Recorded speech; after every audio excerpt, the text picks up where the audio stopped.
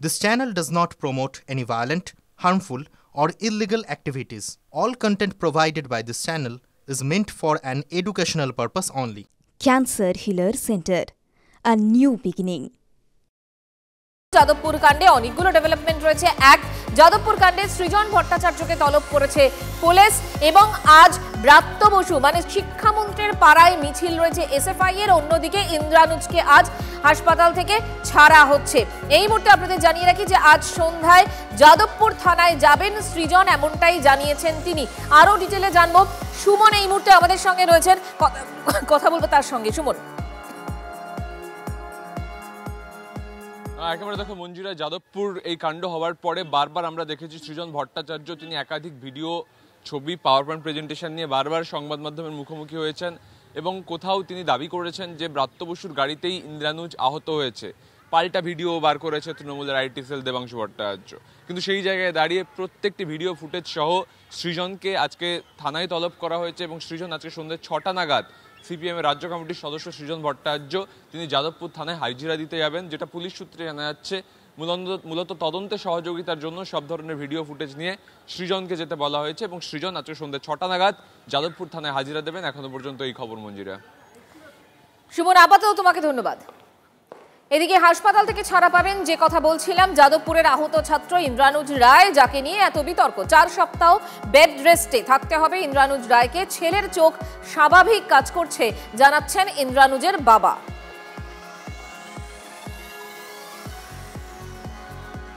Sir শরীরটা খুব খারাপ, হ্যাঁ, স্যারের প্রেশার খুব হাই, ওঠানামা করছে, ওখানে ডক্টর বসে আছেন।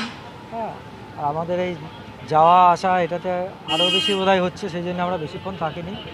স্যারের হচ্ছে গিয়ে দ্রুত আরোগ্য কামনা করে এলাম।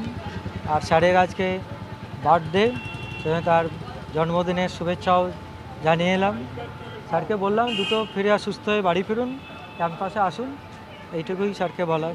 ওনার তো বেশি কথা বলাটা উনি বলেছেন আমি সুস্থ হয়ে ফিরেই প্রথমেই ছাত্রছাত্রীদের সঙ্গে কথা বলব। আর উনি একটা কমিট করেছেন যে আমরা আমাদের প্রথা অনুযায়ী বিশ্ববিদ্যালয়ের অভ্যন্তরে কোনো ছাত্রের কিছু হলে তার যে চিকিৎসার যে খরচ সেটা আমরা বহন করি, এটা আমাদের সেটা আমরা ইন্দ্রানুজের ক্ষেত্রেও সেটা করব।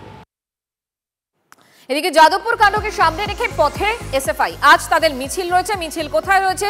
শিক্ষামন্ত্রী ব্রাত্য বসুর পাড়ায় মানে দমদমে, সেখানে মিছিল রয়েছে এসএফআই এর।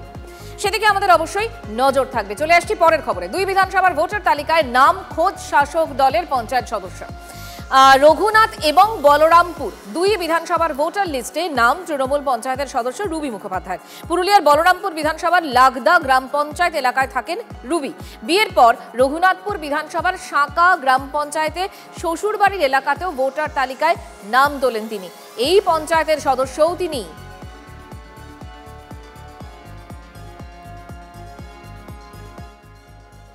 উলটপুরন রাজ্যের শাসক দল যখন ভুতুড়ে ভোটার খুঁজতে ব্যস্ত, তখনই তাদেরই দলের এক পঞ্চায়েত সদস্যের নাম 2টি বিধানসভা কেন্দ্রে দেখা যাচ্ছে।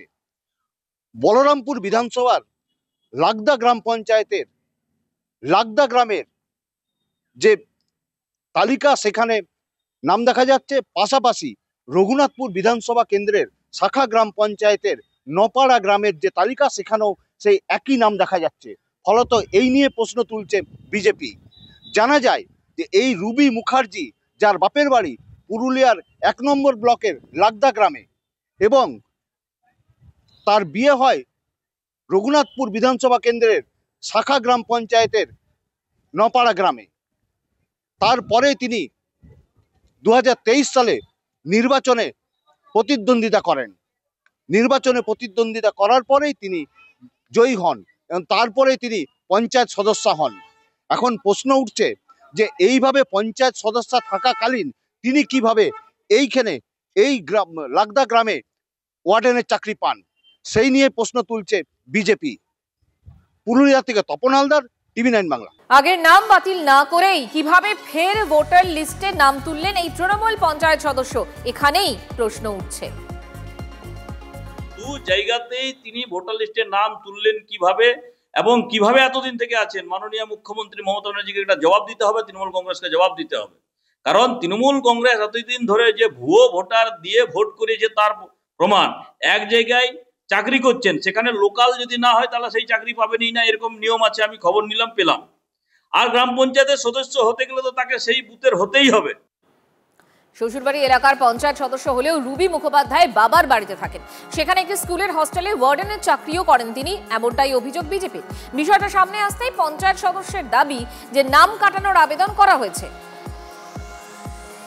আগে থেকে ছিল না, আমি বলে দিচ্ছি। আগে আমি একবার এখানে চেঞ্জ করেছিলাম, এটার জন্যই করেছিলাম, চাকরি বাকরির জন্যই করেছিলাম, ওইখানে হচ্ছিল না। তারপরে ভোটের ওখানে যখন নামের কথা হয়েছিল, সবাই ভোটে দাঁড়াতে বলেছিল, তখন আমি আবার ওখানে চেঞ্জ করে নিয়ে গেছিলাম। ওখানে দাঁড়ানোর পর 2 বছর পর এখানে আমাকে ডাকে, তখন আমি এখানে চেঞ্জ তো হয়নি, আপনি নতুন করে নাম তুলেছেন। হ্যাঁ, তো ওখানে নাম তুলেছি, এখানে কেটে বলে দিয়েছিলাম কেটে দিতে। কাটা তো হয়নি। কাটা হয়নি, সেটা এদের প্রবলেম। বলুন, আমি তো কাটতে বলছিলাম, আমি তো আর 2 জায়গায় ভোট দিইনি। না না, অ্যাপ্লাই করেছে, কিছুদিনের মধ্যে চলে আসবে। 2 জায়গায় বর্তমানে আছে, কিন্তু ভুল অ্যাপ্লাই হয়েছে, মানে অ্যাপ্লাই করেছে স্বামীর নামে, বাবার নামে চলে এসছে।